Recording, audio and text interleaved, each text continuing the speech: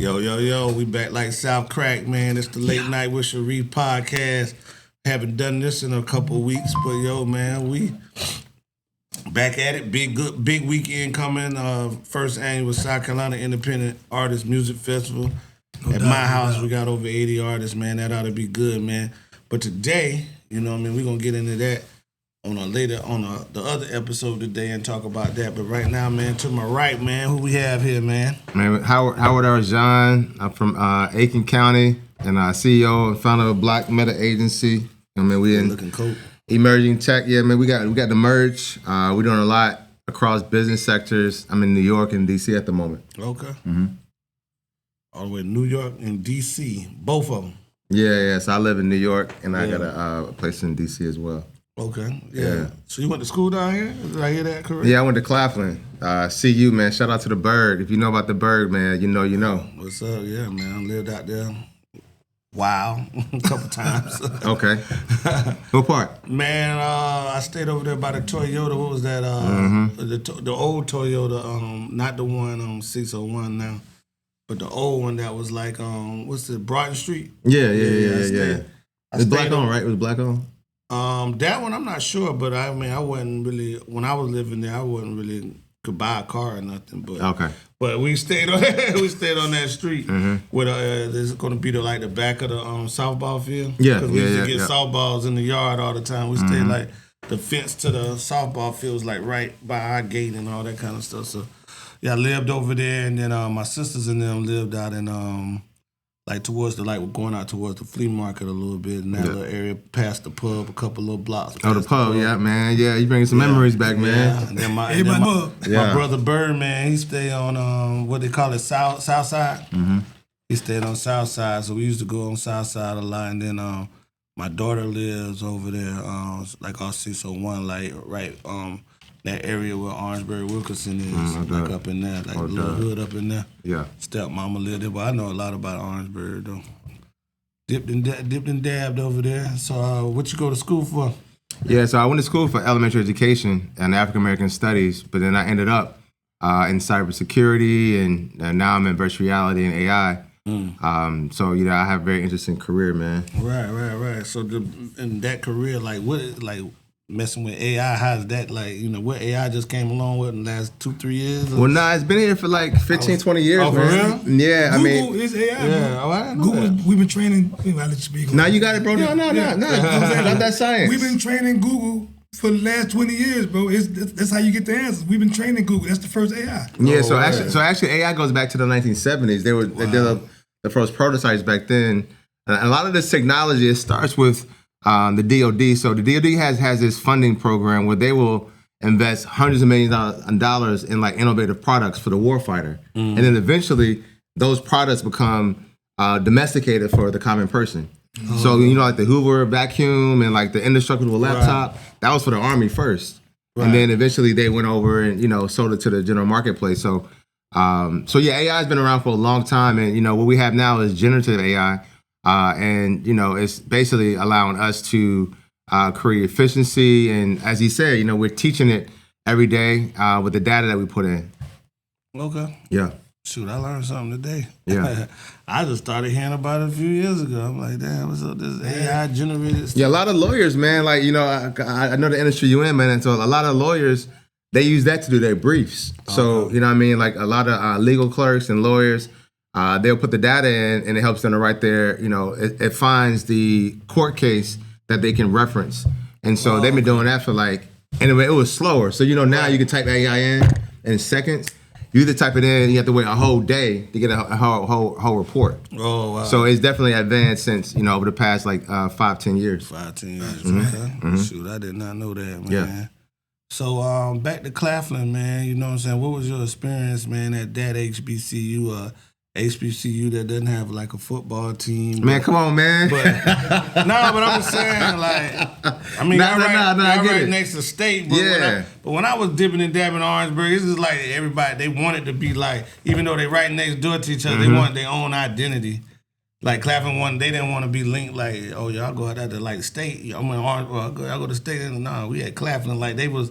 I mean, Claflin proud, was. Yeah. So Claflin. Shout out to Harry. Prime DJ Prime Tech. Right. Behind the camera today. But yeah, Claflin was special, man. My uncle went to Claflin. He was on one of the first Omegas at Claflin back in the day.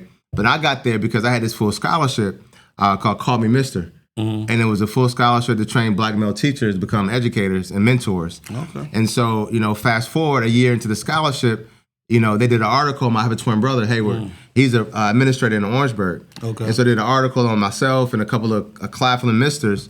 And USA Today picked it up, Associated Press, and then Oprah picked it up. Oh. And then within 9 months into my college career, I'm on the Oprah Winfrey Show. What? Wow. Yeah, man. It was life changing. It was life changing. Wow.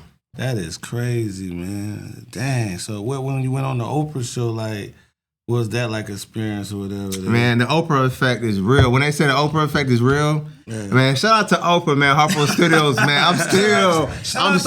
It's still ringing, man, and it still really helped to create relevancy with good conversation starters. Right. But man, they sent the whole film crew to Orangeburg, and my brother and I and Mark Joseph and some other misters, they got us in the classroom with the kids and on the campus, and then they flew us to Chicago to do a show with Jeff Davis from Tampa Bay, but he's at Clemson University, a coach. Mm-hmm. So anyway, man, it was an amazing experience, man. It opened up so many doors, and it's been a way for me to create a lot of credibility within the education space. Right. Yeah. And you from where again now? I know you live in New York. Yeah, so here's a story. I'm actually one of the Haitians that Trump was talking about. Oh.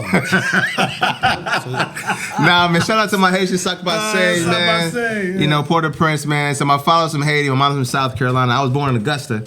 Okay. And then about military? No, my father was a carpenter / in the music space. My mother was a musician. Okay. She had a record, so look at the record. It's called Heartbreaker. It's still spinning. What's her for the name? Past. Her name is Vanessa Jean. Okay. And it's, look it up. It still got spins. The crazy thing, man, that record is getting spins right now in London because London picked up on old records. Oh, okay. So the UK, man, they love UK move. Yeah, they love good quality records. So they go back and find vinyls or whatever. So, they met in Augusta, had my twin brother and I, after they got married, and then we went to Brooklyn, New York for like 4 years, and then Columbus, Ohio, during the Reagan era, in the 80s.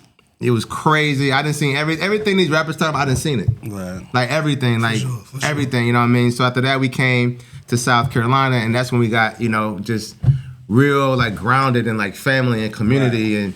and our religious faith got increased because my grandmother, was really involved in the church. Okay. So you went from high school in South Carolina? Yeah. Okay. Mm-hmm. What high school you went to? Man, shout out to the Mustangs, Midland Valley, man. I heard you talking about Eau Claire earlier. Yeah. You know what I mean? We used to bust Eau Claire, man. We used to bust them heads, bro. But they beat, I want to say that's who they beat last night to get there, was Midland. They could listen. I'm talking about my time, brother, man. I'm talking about my time, man. We were there, man. Our team ran, but they had a good basketball team, man. Shout out to Eau Claire. Right. And a lot of respect, man. But yeah, Midland Valley, man, we did our thing. Right, yeah. I didn't go to Eau Claire. I played ball too, man. That's why I can talk like this. Yeah. I just sponsored them. Okay. Yeah. I didn't go to school there, but we just always been in the I was community. You got a hooper spirit. You do. Yeah. You got a hooper spirit. Should have had Chestnut here. He would have told you how he got. That would have been a whole how he would have got you. Bro. Okay. But yeah, man. So we're going from Claflin. We graduated and everything like that. So what's your first job coming out of Claflin? Was it easy to get a job in your field or? Man, it's a good question. So I interned with NASA my senior year in college, and in Langley, Virginia, and that allowed me to kind of get involved with just education at a different level. But the first job, it was actually with the Victory 2004 campaign with Clyburn's chief of staff now, who is now he's the DNC chair. So yeah, man, the thing about me, I got exposed to consulting. My mentor is a Colonel Jim Page out of Virginia. He was like, "Hey, Howard, I need you to go to Texas and go to this technology conference, science conference." I said, "Cool." I came back. He gave me a check for $1,500 just for going. I was like, "What is this?" He said, "It's a consulting fee." I was like, "A consultant? Y'all making bread just for showing up?" So for me, make money, but I'm in. bruh, man, I'm in. yeah. So I got that first check. I was like, man, this is wild. I got this teacher degree, and I got this consulting check. And so I was like, yo, let me figure this out and let me run that play and see where that leads me. So I kind of ran that for a little while, doing consulting, independent stuff. And then I landed up as a basketball coach and teacher in my hometown. okay. Oh, no doubt. And that's Millen. Well, yeah, Aiken Where's County Millen? in Granville. Aiken Yeah, County. Granville, yeah. Granville. Yeah. Okay, yeah. I'm familiar with You know why Granville, man? The Ville. We call it the Ville, bro. Well, I bombed people out. I had a Okay. license in Aiken for a couple of years. Had wow. had an office over in Batesburg, so Yeah. it kind of like Aiken County, like right Mhm. there. Yep. So Yep. I got some people out from Granville. Shout out to you, bro. Shout out to the homies, man. Yeah, man. Get some What's freedom, it, man. You know what I mean? Yeah, Johnson. Freedom bros, man. Okay, Johnson. yeah. Them small town. Okay. People from Johnson, Aiken, of course. Yeah. Well, boy, them jokers hating the Aiken, boy. I didn't even renew my license. They were so bad down there at that courthouse, man. There's still a lot of racism down there. Man, Aiken is, man, they don't play. Man, What? public safety don't play in Aiken, man. 2025? Man, it's a lot of racism in Aiken. Oh, man, And there's a lot absolutely. of black people in Aiken County, so you would think that, they'll ease up a little That's bit. why I was asking. It seemed like it's more of a black space. Bro, Nah. No. Aiken is bad. They was just at that courthouse. They had a few black people at the courthouse, but I mean, they're just nasty. Like, that's not a place you want to get in trouble in. Red Springs, Bonetta. The system is the system, bro. What's the one with the movie theater? They got the outdoor movie theater. It's right there as soon as you get in Aiken County. It's Red Springs, Bonetta, and then it's this place. Not Springfield. You don't know if Springfield. No, I know Springfield, but it's start with an M. It's like I can't think. Not Monticello. No. Yeah, it'll come. It'll come up, but. Yeah, all of that is just horrible. It's just horrible. Like, you go into the gas station or whatever, it is just bad, bro. Yeah, but shout out to shout out to Aiken. There's a lot of history up there. A lot of brothers up there, right next to Augusta. And you was born in Augusta. Yeah. CSR, man. Yeah. CSR, man. We Augusta is interesting, man. Augusta is a very dynamic city because it's between Atlanta and between Columbia. So like you get a lot of different traffic. You got the Army there, you got, the medical colleges. So it's a very transient city, man. So in the downtown, have you been downtown lately in Augusta? I love Augusta. You talking about bro, first downtown. I've been First downtown Friday. now. The first Friday is crazy, man. It's crazy, yeah. But downtown, man, developed incredibly, man. They got a new baseball stadium downtown. Right. On the water, new hotel, man. So, Augusta nice, is a little jewel, man. The waterfront property. Yeah. The little golf course, what I mean? It's Doing definitely. shows downtown too. Yeah. I saw Country Wayne downtown. Yeah, they got a new James Brown, Brown stuff. Civic Center, man. So yeah, it's definitely a bustling town. Oh yeah. I like Augusta, and then I was when I first got back in the rap game, I was kind of scared to rap around here in front of my peers. So I was doing the first Sunday little open mic. First Friday like open mics down there, like just trying to get my win back and things like that. Yeah, Augusta, so they got a whole music scene. They brought Goody Mob down there for Juneteenth. Yeah. The Goody Mob show was nice. Back in the day, we had May Park. You ever heard of May Park? I have, but I've never been. Man, May Park, man, it used to be. It was like a more subdued Freaknik. We had all the performers. You had everybody come out, and it was amazing, man. It was. The funny thing about it, the jail was here, and May Park was over here. So it was like, that's Augusta for you, right? But May Park was a big vibe, man. We had a whole lot of artists. Every artist that like went big had to go through Augusta to make it. Right. Yeah. So, man, back to like Aiken, man, like, do you think, like, you know what I'm saying, you think racism in South Carolina done got better, same, or, you know what I'm saying, you think it's just, it's non-existent? I think it has a different face. I think it's more covert. Before, they were, in the South is different, man, to keep it 100. So, I live in the North, and they don't fly the Confederate flag in the North. Right. But down South, they do. Yeah. But in the North, they do it behind your back. In the South, it's in front of your face. So I'd rather know who you are than have to guess who you are. I understand. And For the sure. systemic situations here is different than the North. Here, it's social and economic, but there is more economic pressure and economic disenfranchisement. So, it's nuanced. I can't say it's better or worse, but it's nuanced. But we still have to figure out a way to, come together like this and like collectively. And actually, although race is a conversation, I try to look at the conversation. What's the next wave of like emancipation? Is like our spiritual warfare that we're in, because we've been doing this race thing that was created by man for thousands of years, man. I'm always thinking, okay, what's the next thing? The next thing is for us to be united and understand what the spiritual warfare is, and that's what we're fighting against right now with what's going on in the whole world right now. Yeah, I agree. So all your families down here, South? Yeah. So my mother's family is here in Atlanta, and then my father's family is a lot of them in New York, a lot of them in Haiti. Rest in peace to my dad. He passed away during the pandemic. But yeah, man. We're spread out a little bit, but we're like more southern as a community. Yeah, I was gonna ask you how you get to New York. Like, is a job, family? Yeah. So as an adult or as a kid.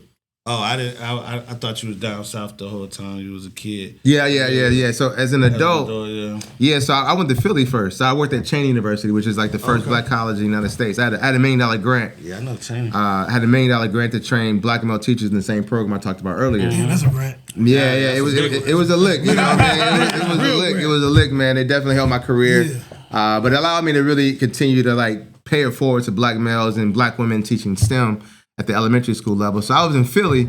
And that's when I was, okay, let me go back to New York. So I was bouncing back and forth to New York, man. Like, y'all go from West Columbia to, to the south side or east side or whatever, man. And it was fun because I was at a fashion week. I was partying. I was dating. And so I got a chance to really live New York as, socially. Oh, you did, okay. Yeah, and then I went to D.C., and then I had a contract. So I was in consulting cybersecurity with the federal government and stuff like that. Chocolate City, man. Shout out, man, to the shout out to the Southeast right now, man. We got an event in Southeast right now where, Southeast is pretty hot right now on the map, as you know, is going up. But yeah, I was in DC consulting. I started a couple of businesses.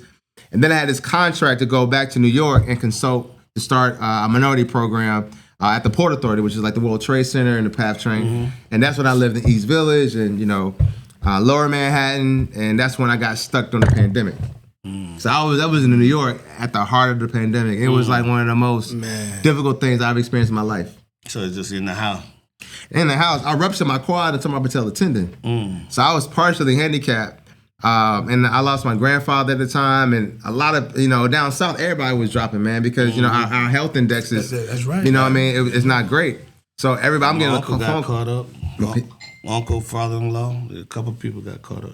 Yeah, man. So like every other week, it was like somebody dropping. So it was tough, man. It was a lot of depression I went through and just frustration and it was a lot. So, but it allowed me to really go deeper and really refine my faith, man, and really redefine like who do I want to be and how do I want to put all these things that I've done in my life together into like one thing, which is, Black Men Agency. Right. I like that. Like I put that in there, like I put it in there, You think that is sweet, brother. You think that is sweet. So the pandemic was tough, and then it was good for some people. Mentally, I got on my game mentally because I was just like, okay.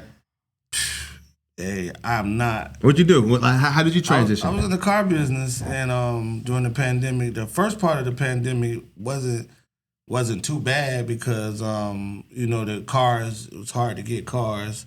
So when we did sell a car, so it was less work but the same amount of money. So when we did sell a car, it was good money. So even though we wasn't selling 20 cars, we was selling 10 cars, but the money was so good that it just evened out, or it was more money. You know what I mean? Like some people really made a killing. You know what I'm saying? Like if you were selling like Kias, Hyundais, you know what I'm saying? You was making a car that was, even though they marked it up 10 grand, it still was the cheapest car you had to drive. You know what I mean? So cars are still breaking down. People still need to get places, and everybody wasn't in the house. So it was still essential workers, and people had to get in different places and stuff. So you know what I mean? So yeah, but then towards the end, you know what I mean? We caught it early and everything like that. It was tough, you know what I'm saying? But at the end of COVID, I got hurt. Like you said, you got hurt, I got hurt. I fell in a hole at work. Damn. So my back was messed up, and they had me on desk duty or whatever, you know what I mean? So you can't make no money desk duty, but the manager was a friend of mine, Cliff.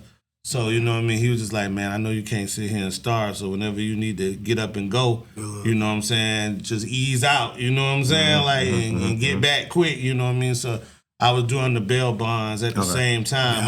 I had already started the bail bond business, but still COVID hit. You know what I mean? Yeah. So it just kind of derailed me for a minute. But it let me sitting at that desk made me think a lot. Like I wasn't out here concentrating on selling cars. I was just sitting there 8 hours trying to figure life out. You know what I mean? And after a while, you're just putting the pieces together, and it just happened. But you know. So what's been some like some of the major lessons you learned? Like 2 lessons you learned that transformed you from there to here. From COVID to business, or and that period, because that season, man, I feel like that season really shifted a lot of people. I think it was like an earthquake 2000 inside. To 2022. Yeah. One lesson I learned is that I didn't save money. One lesson I learned was, you know what I'm saying, I was always live your life. You know what I mean? YOLO type shit. Yeah, and now, YOLO, definitely. That was me, like, I didn't care about nothing, but it made me realize that, you know, life is short, because, you know, I saw people dying, like, you know what I mean? Like my uncle, my ex-father-in-law, you know, all of them were victims of COVID, you know, and then a couple other people, Anthony Lane, a homeboy of mine that was very healthy, got COVID. Well, he got COVID while he was in the hospital, but, you know what I mean, it just took him out. You know what I mean? No matter how much weight training he did, you know what I mean, it still still something, you know, fucking with your, you know, your breathing and shit, you know what I'm saying, take you out. But I learned that, you know what I'm saying, save some money. You know what I'm saying? Save some money, put something up, you know what I'm saying? And the other thing I learned is, man, these motherfuckers do not love you. You know what I mean? Like, corporate America, I was just done with. Like, I still in corporate America, but I'm on the running my own shit side of it. But as far as these jobs, they don't care about you, man. They like, you know what I'm saying? They got you about to die. They got you out there working. You know what I'm saying? Like, you know, they I just saw the way that they act. The higher ups was acting. Not my homeboy, because he was a higher up, but he was still, you know, they had him more of a position of, once you wave this out, we gonna sell. So he was more like, you know, just the person to hold it together until they could get through COVID and get rid of the business. You know what I mean? He didn't know that at the time, but it wound up being like that. But you know what I'm saying? But yeah, I just realized they don't love you, and I think he realized that too. Like, you know what I mean? They kept it a secret until up to it was time to sell it. Like, they didn't even tell anybody. They had a Christmas party, and they usually have like a big Christmas party, like an auction, and where they have fake money and people buy gifts and stuff like that, like an auction, regular little auction, but with fake money. The Christmas party was, hey, we're shutting down. Y'all can either take this severance, or y'all or y'all can go work for JT. Y'all can take the severance, or you know what I'm saying, or you can get the fuck up out of here. You know what I mean? Yeah. Wow. Like, you know what I'm saying. I just realized that, you know what I mean. I gotta take my own life in my hands. You know what I'm saying. Like, I can't let nobody else, you know, run my life now. You know what I'm saying. If you're in and I don't suggest anybody getting into entrepreneurship if you ain't ready. Let's talk about that, man, because, you know, I've been an entrepreneur since 2010. 2010, I started my own business, man, and like what I learned about it, man, is more about what's inside of you than what's on the outside of you. Right. And if you ain't got your mindset, your health, your values, your principles straight, man, every opportunity you get, you're gonna spoil it. And for me, it grew me up as a man, and in a way that no other opportunity can, because what you eat, you kill. Right. But also what you eat, you kill. But also, if you don't eat it right, then you don't have nothing for tomorrow. That's right. So you had to really kind of manage how you position yourself and your values. And so I tell people, man, like, entrepreneurship is going to make you a better person before it make you a better business person, because, you know, everything flows through you. Definitely. That's what you say, like that right there. That's exactly how I feel. Like, I was listening to a podcast that I did for like our brother in podcasting, Daniel Pete. This podcast, I was looking at what I said on there. Like, I did the interview a long time ago. So, you know what I mean, for it to come out now, you know what I'm saying, I was just like, damn, that's just something that I had to be reminded of myself. Like, and I said in there, like, yo, this is all I got.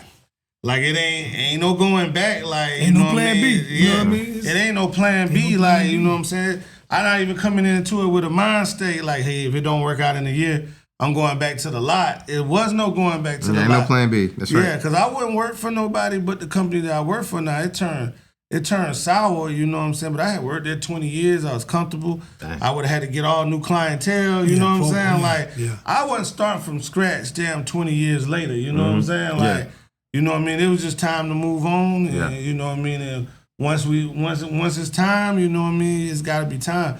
But I sat there, you know what I'm saying? I sat there like during COVID, and what I was weak at, you know what I mean? I got stronger with. What I was weak at is I didn't read. You know what I'm saying? Okay. So I started reading more, even if it's not in a book. It may be something online like articles and shit. Man, I just started reading and just seeing what people failed at, what to do, what not to do. I was watching. I never was into like bounty hunting shows, but I just started watching bond companies and how they was doing business like up north, like the New York bondsmen, like the Italians and stuff like that. I was starting to, the one that I really liked was this big dude in Maryland. It's a big dude in Maryland. Like he's got like the biggest bond company. Like he's all over Maryland, where he was so good at it that Maryland just regulated like. It's only in Georgia and Maryland and Maryland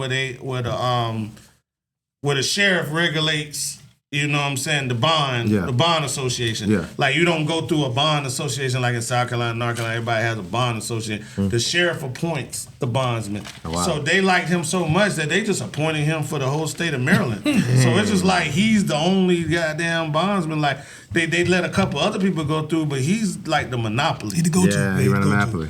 Yeah, $15 million a year. Wow. You know what I'm saying? That's after he paid everybody. And Maryland ain't that big of a state.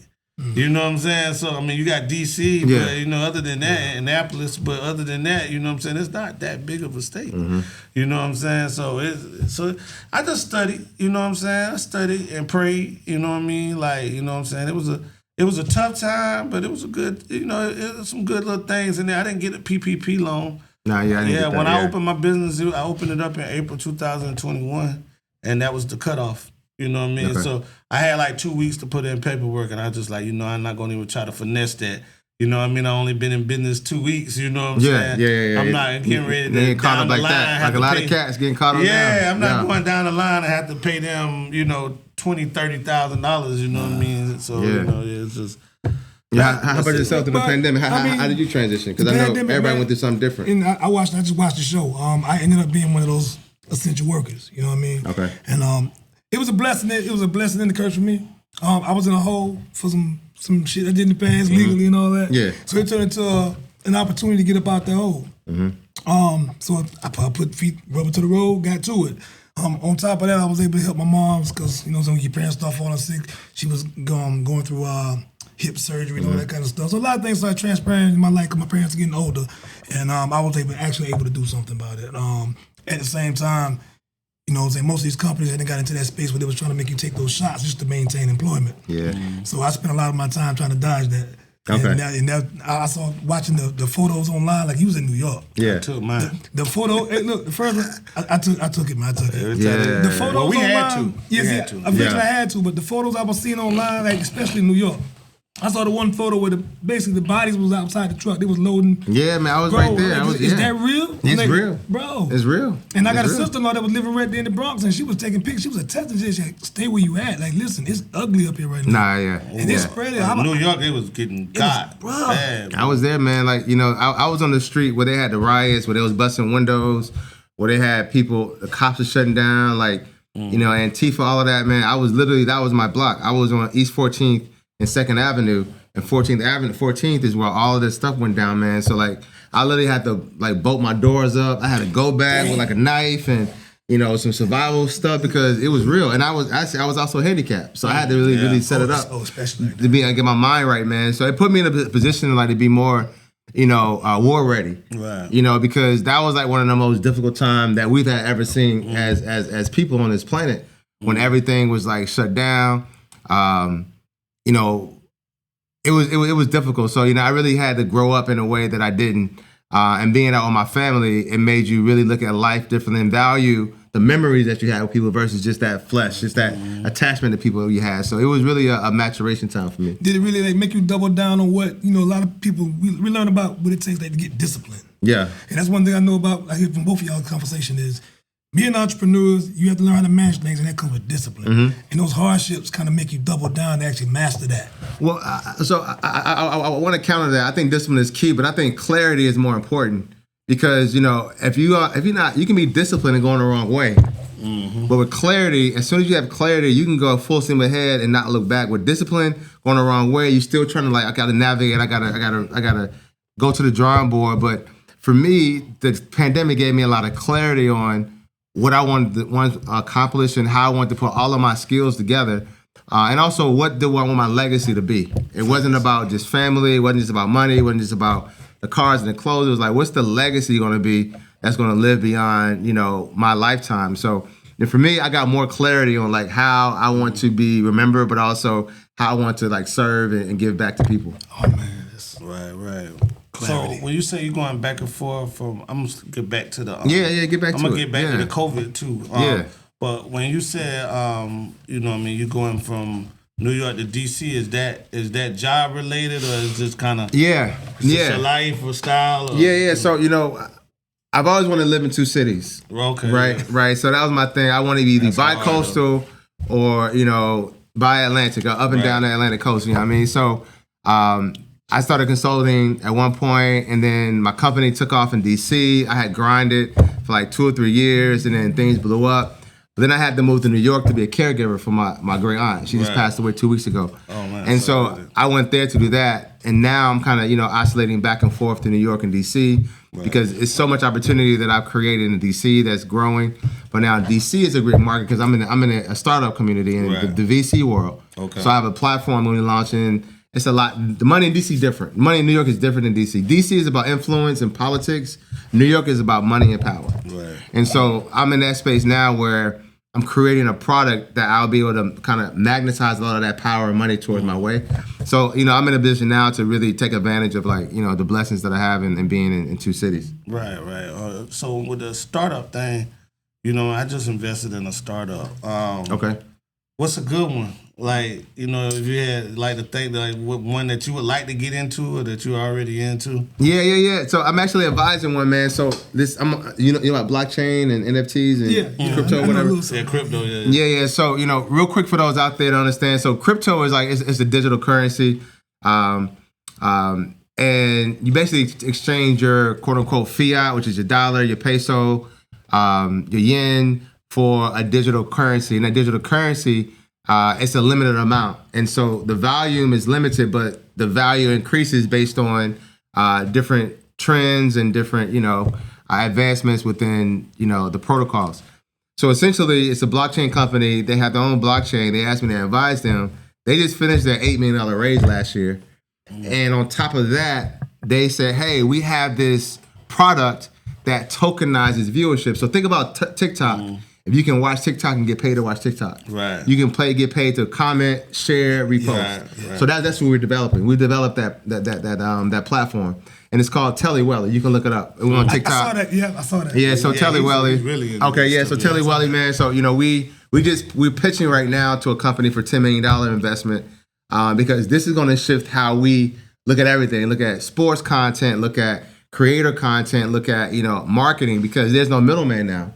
So if Nike gave YouTube a check for $1 million, YouTube is going to take, let's say, 75% of that, and they'll take 25% and incentivize creators. Right. We take 90% of that and give it back to the creators. We make our money on transaction fees. So every time you put your money, your fiat, your dollar bill, and transition it to our token, then we get transaction fees on that. And so we're trying to decentralize, the creator economy and give you ability to. For instance, if you posted this clip tonight and went viral, but then it got picked up by ESPN or whatever the blogs are, you will never see that money they get. Right. With our technology, you have a smart contract attached to it on the blockchain. So basically, every time it gets shared, you get a fraction of that every time. So you get 1 million views here, you get a piece of that. 2 million, 100,000. That. So that's the starter that we're launching, and we're really excited about it. Man. Wow. Yeah.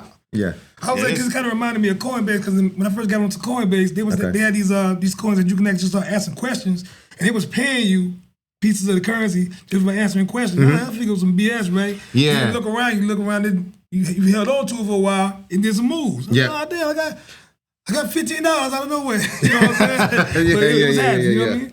Yeah, for sure. Yeah, I mean, I get pitched about stuff all the time. I don't know why people think I'm rich, but I get pitched. You got an energy about you, bro. Listen, man. Look, you got an energy about you, man. Bro, You got an aura about you, cuz. You got an aura about you. I gotta sell my company, then I'll be rich, but nobody wouldn't know because I wouldn't be here. That's it. The secret millionaire. But this is my first startup, and got a young man just came to me like, just blew my mind away with what he was doing. You know what I mean?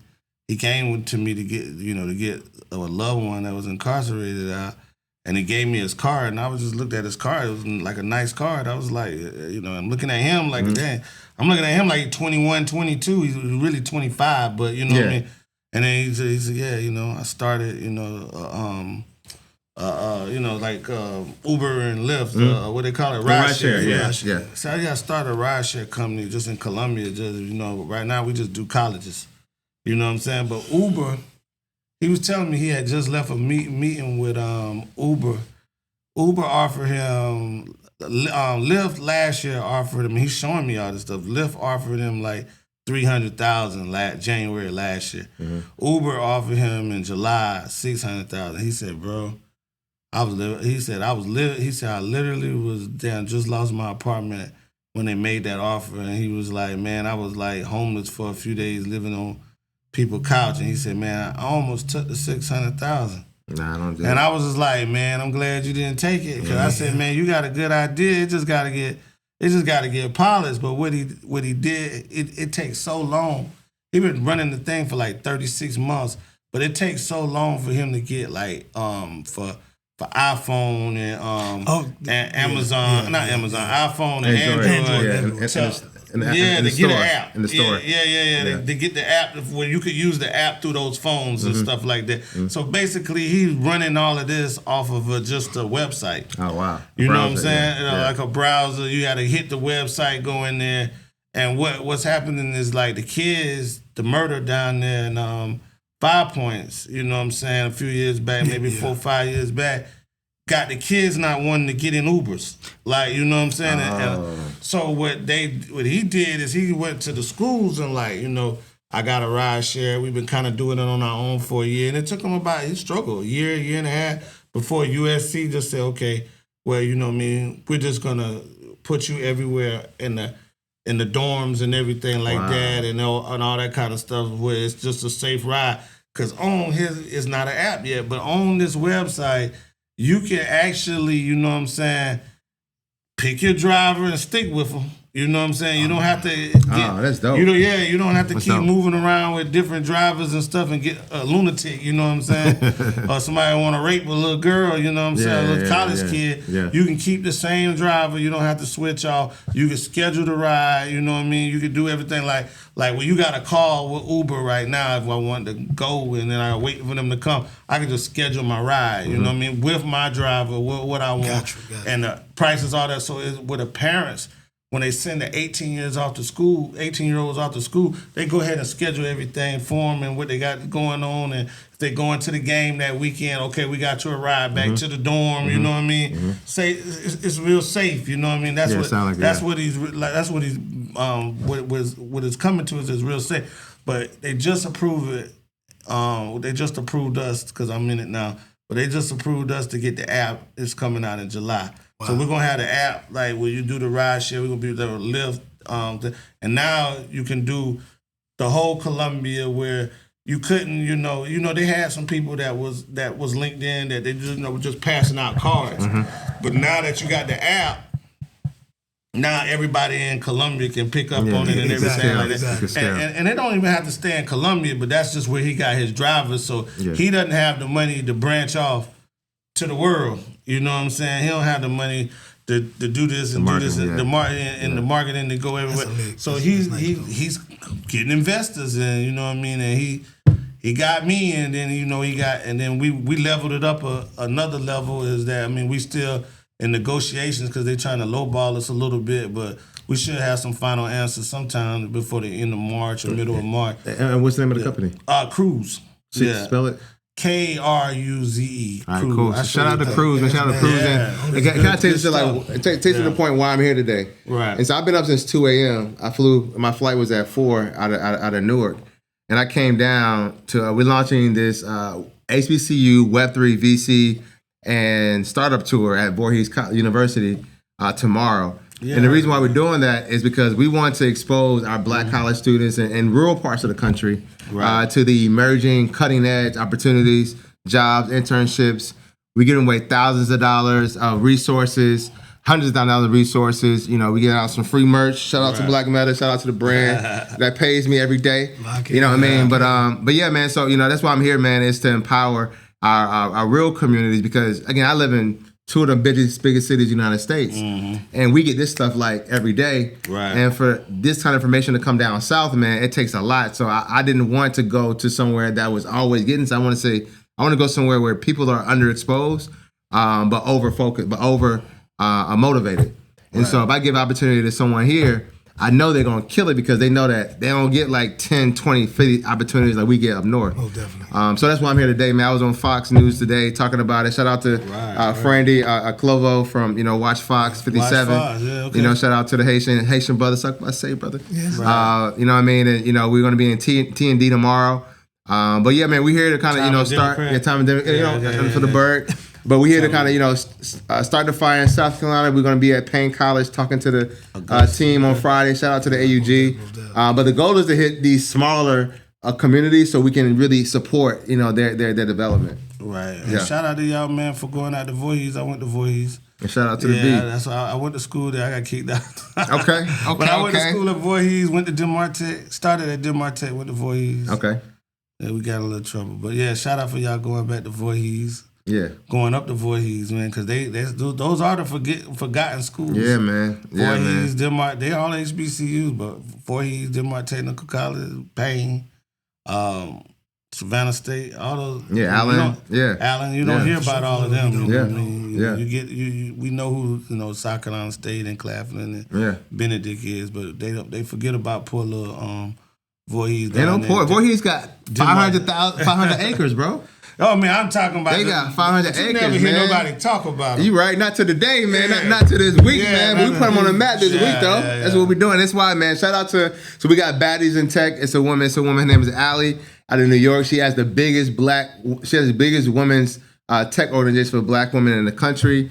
We have Rightsy. It's an AI tool that helps people write their resumes, apply for jobs, prepare for interviews. We have Progress U out of Miami. He's coming up, and he helps people use quantum AI and for jobs opportunities. Oh, man. We got a startup called Go Say Hello. It's an app, it's a networking app, and I'm gonna get them on your show, right? Because he's in all the major cities, minor cities.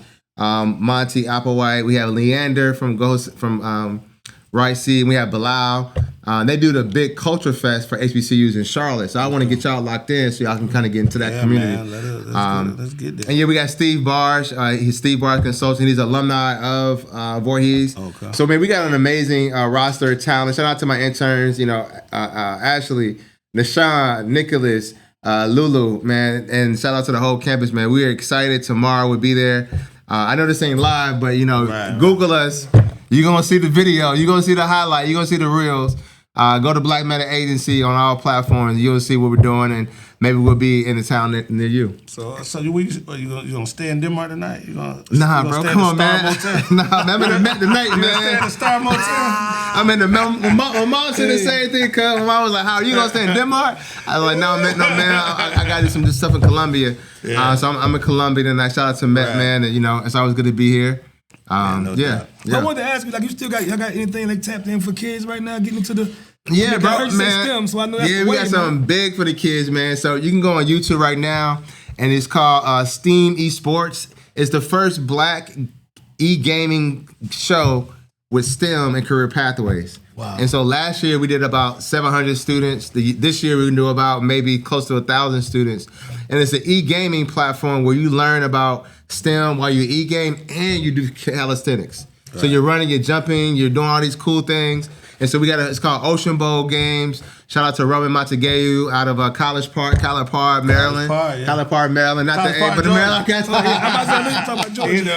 Park, Maryland. Yeah. And yeah, man. So we actually have the Capital Region Championship this summer at University at Shady Grove, where I'm a board member. And so we bring in students from all over Maryland to compete in e-games, to get free prizes, and to create their pathway into STEM and tech. Most definitely. Yeah. Man, you look like my brother, man. You talk. You know, what you talking about is like you just into a lot of different stuff. So you're meeting a lot of different people. Yeah. Any kind of political aspirations or anything like that? I mean, I was in the White House a couple of times last year, man, with Biden and Kamala on the campaign trail. But for me, I feel like I can do more good, in the private sector, independent. And I want to be agile. I do want to, I plan to, we got our brand is in London. So, we want to be placing our product this year in London. So I do want to be international with it. So, that's the goal, and it's on the marker. I never say never, right. But I think what I want to do, I want to get the capital so I can be a philanthropist and really invest across different communities, locally and abroad. Gotta do more walking than talking. I know we gotta let you go, man. Yeah, no doubt, man. Man, this is a pleasure, man. I'm gonna promote this, man. Thank you. Would love to come back, man. But I want to send some cash our way, man. That typically come through Columbia, man. That y'all probably wouldn't hear about, man. But are doing some amazing things. Okay, cool, man. Yeah. But we like to pick up cash. Yeah, for sure. Appreciate you, man. I'm willing to come to the myself. I appreciate you, brother. Thank y'all.